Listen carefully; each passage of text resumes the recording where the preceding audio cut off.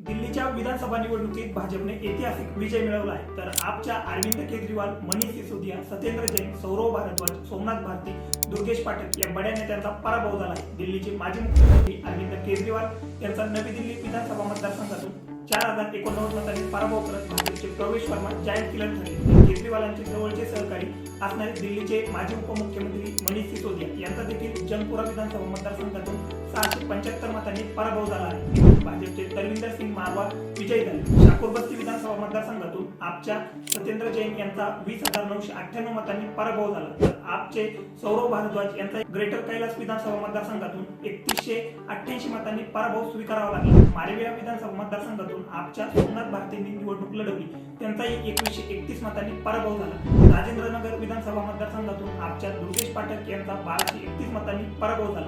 विशेष म्हणजे ज्या लिकर पॉलिसी घोटाळ्यात अरविंद केजरीवाल, मनीष सिसोदिया, सत्येंद्र जैन यांच्यावर आरोप होऊन त्यांना जेलमध्ये जावं लागलं, त्या तिघांनाही दिल्लीच्या जनतेने सपशेल नाकारला।